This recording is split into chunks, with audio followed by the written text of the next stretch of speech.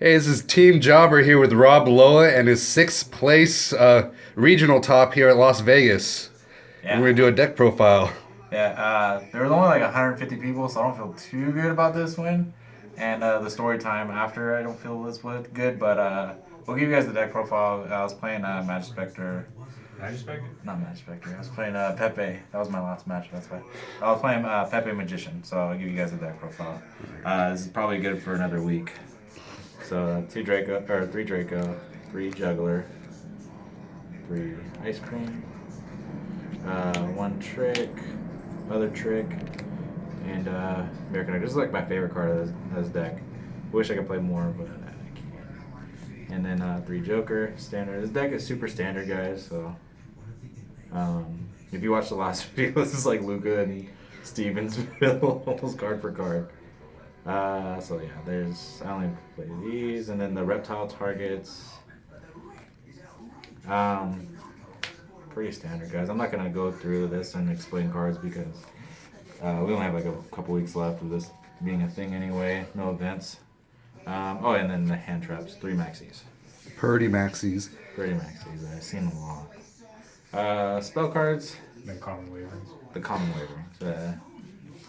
I hate this. I don't know why I got salty when all my opponents did not want to side this out. One of my opponents said the reason he won't want to side it out is because Hoban said not to. And he took it, I don't know, like, it was just so weird. He just wouldn't want to side him out. And I was like, alright. And another opponent that didn't want to side him out lost to that card. So I was like, I kind of told him, I was like, yeah, you should have sided him out, fag. I didn't say that, but I just told him you should have sided him out. Three call, two insta fusion, two upstart, one foolish, and then the MVP of the day, Treacherous Trap Bull. This card was phenomenal. Just put in so much work. It killed the pre-nat beast, so it's like they got stuck there with no cards, and it just did so much work. One game I actually popped my own plush fire to attack the rest for a game. It was awesome. Okay, extra deck. We only played one note in. The extra deck is super tight, so that's all I can play. Dweller, Trick, or Trampies, King, Castell, Dire, Magic Spectre Dude, and the big three. As for the exceeds, synchros were Mega, Nat Beast, and two Nisters and one Stardust. I didn't make Stardust at all today. I barely made this too. So yeah, like I said, it's super tight. There's so many cards I want to play, but you really can't. For the side, we played two side blockers. This card is phenomenal right now. And then it's mainly just, my side is just flooded with these floodgates. This was a last minute decision. I was scared of Infernoids and Cosmos, and it helped me win against Cosmos. And then the two MSTs, and then last minute was Regeki as well. We went to registration, and I looked around, and it looked like there was going to be a lot of hero players. And maybe, what else did we thought it was going to be? Inferno, yeah, so it helped that. And then another MVP card, this thing, which if you watch Luca's video in the last deck profile, he explains that, this is just protecting your floodgates, and it does phenomenal work. So, yeah, that was it. Go over my rounds real quick. Round one was the mirror. It was a 2-0. Round two was a Minerva Turbo without Minerva. That was a 2-1. I locked myself up on the scales because I didn't realize I had all three wisdom targets in my hand. It sucked. Round three was a 2-0 on Cosmos. Round four was a 2 on Mirror. And then round five and six. Five, I lost to Cosmos 0-2. He just did his thing. Round six, he didn't want to set up the wavering, and he saw them both. And then when I saw one, he had the juggler. Nothing really I could do. And then round seven was 2-0 Magic Specters. And then round eight, story time. So round seven, the guy accidentally marked me as drop.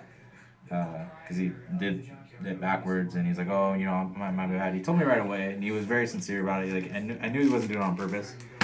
He's a really nice guy. So I take it up to the sports team, like, hey, he marked me as drop on accident. Can you fix this? And she wrote it, yeah, not dropped.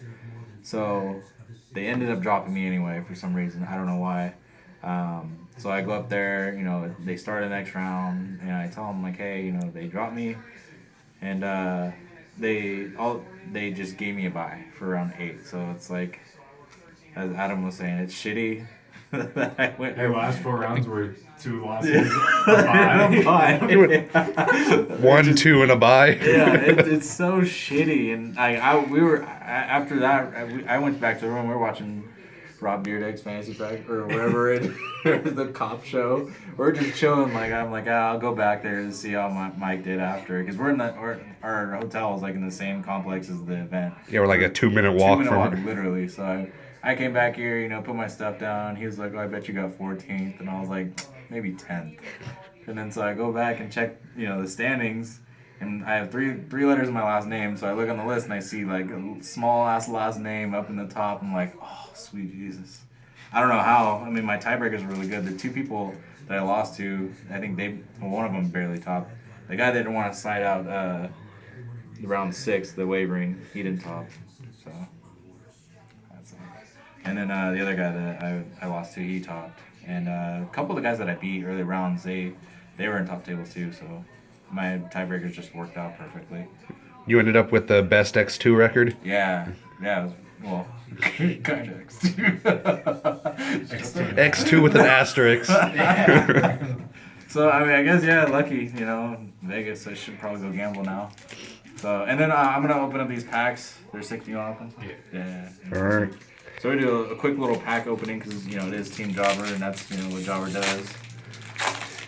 So in this pack, we gotta do it like Jobber, like, ooh, that's a nice card, like to the randomest shit. Hey, you played this, right? Oh yeah, hey, that was one of my favorite cards. Oh, we just opened the same rare. Did we? The kaiju guy? Yeah. Good card, good. That's magical. I'll throw it in the trash right next to me. Oh. Very bad, very bad. Hollow. It's on on your head. head. Oh, yes, it matches the mat. There you go.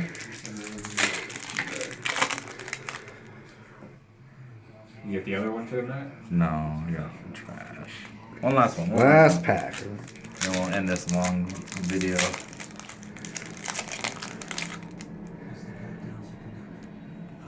Kieran, hey, it's like 4. That's not bad. That was a bad pack opening for you guys. Quick shout outs. Shout out to Luca for, you know, he woke me up that last night at 1 o'clock.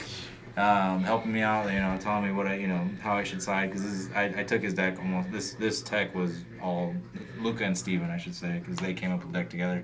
And they were, I talked with them a lot, and we were just going over how the side should be, and, you know, how I should side out and in. And yeah, they helped a lot. Shout out to you guys too for telling me not to play Cybercore. Right? Yeah, so helped out a lot. And also to Jesse, Jobber, of course. Like, subscribe, and all that stuff. And yeah, thanks. Appreciate it. All right.